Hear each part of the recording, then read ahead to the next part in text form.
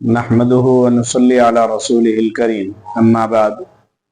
नाजरीन, आपकी खिदमत में वोट के ताल्लुक से एक वीडियो अभी तकरीबन थोड़ी देर पहले अर्ज की गई थी, जिसमें हमारे बड़े बुजुर्गों की बातें आपको सुनवाई गई थी। बड़े लोगों की आवाम में बेदारी पैदा करने के लिए उसी के ताल्लुक से इरादा हुआ कि हमारे एक सोशल वर्कर हैं और बहुत ही हाई लेवल पे वो लोगों को बेदारी का काम करते हैं। तो इरादा ये हुआ कि उनकी आवाज़ भी आपको सुनवा दी जाए कि हमारे लिए वोट करना क्यों ज़रूरी है। अगर हमने वोट ना किया तो शरीय एतबार से तो हम मुजरिम ठहरेंगे ही।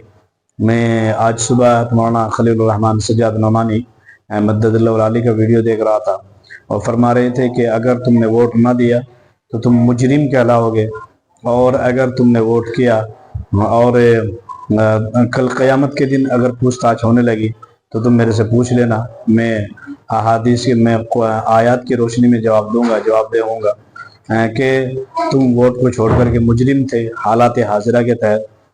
तो नाजरीन, यकीनन बड़े लोगों की तरफ से इशारात हो ही रहे हैं। अहकाम मैंने पहले भी आपके सामने जिक्र किए थे, लेकिन अब इस वक्त में आपको एक और नुकसान की तरफ इस बंदे ने दूसरे तरीके से उसका इजहार किया है कि हमें वोट न करने के नुकसान क्या होंगे। उनका नाम है दुरूर आटी, एक नौजवान बच्चा ही है, उम्र ज़्यादा नहीं है, लेकिन उसका समझाने का अपना एक अलग अंदाज है। तो वो भी मैं आपके सामने रखना चाहता हूँ। आप उनको भी ध्यान से सुनिएगा और फिर समझिएगा। एक एक जो वोट के लायक बंदा हो चुका है वो जाकर के अपनी पहले पर्ची तलाश कर ले, अपने घर वालों के लिए, घरवाली के लिए, बहनों के लिए, भाई के लिए। अगर कोई बाहर भी गया है किसी मुल्क में तो वो भी आए वोट करने के लिए।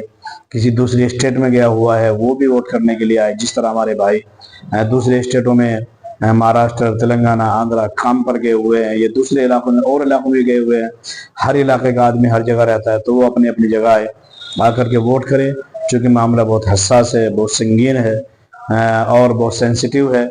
अगर हमने वोट न किया तो इसका खमियाजा बहुत लंबा चौड़ा में भुगतना पड़ सकता है।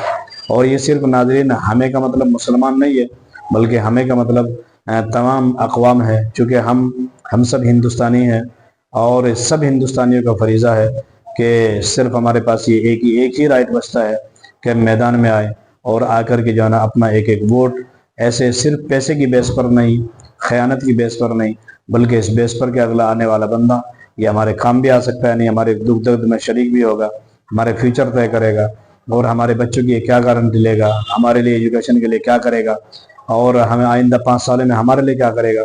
इन सब चीज़ों को देखते हुए आप वोट कीजिएगा। और लीजिए दुरूर राठी को आप सुनिए, उन्होंने किस अजीब अंदाज से आपको समझाने की कोशिश की।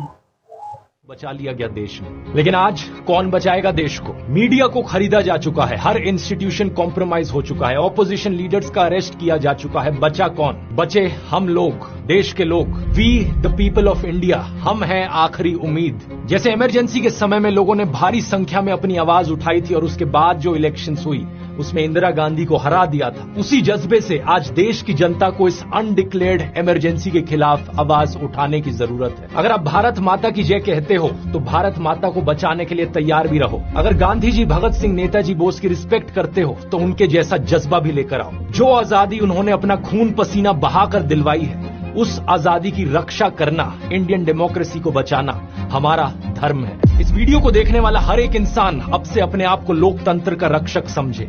ये जिम्मेदारी अब हम सबकी है। स्टेप 1, अपनी आवाज उठाइए। एक एक आवाज से फर्क पड़ता है। अगर आप अपनी आवाज नहीं उठा सकते तो इस वीडियो को 100 लोगों को फॉरवर्ड कीजिए। व्हाट्सएप ग्रुप्स पर, इंडिविजुअली, फेसबुक पर, ट्विटर पर, इंस्टाग्राम पर। हमारा मिशन है इस खबर को देश के कोने कोने तक पहुंचाना, देश के हर एक वोटर तक पहुंचाना। स्टेप 2, वोट करना मत भूलिए। इस बार कोई एक्सक्यूज नहीं चलेगा क्योंकि एक एक वोट से फर्क पड़ता है। चेक कीजिए आपकी कॉन्स्टिट्यूएंसी में कब है वोटिंग।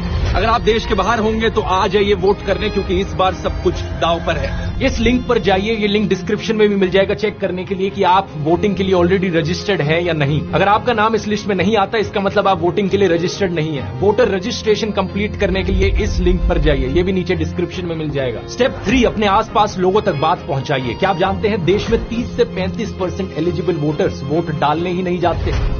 अपने परिवार में लोगों को कन्विंस कीजिए, अपने दोस्तों को बताइए, अपने मोहल्ले में लोगों को कन्विंस कीजिए। जिस दुकानदार के पास जाकर आप रोज सब्जी खरीदते हैं, जिस धोबी से कपड़े प्रेस करवाते हैं, जो हाउस हेल्पर आपके घर में आते हैं, कितने लोगों को आप रीच आउट कर सकते हैं और देश की इस इमरजेंसी सिचुएशन की खबर उन लोगों तक पहुंचा सकते हैं और उन्हें कन्विंस कर सकते हैं वोट करने के लिए। ये मत सोचना कि मैं अकेला क्या कर सकता हूं। जैसा कृष्ण गीता में कहते हैं, फल की चिंता मत करो, जो तुम्हारा कर्म है वो कर्म करो।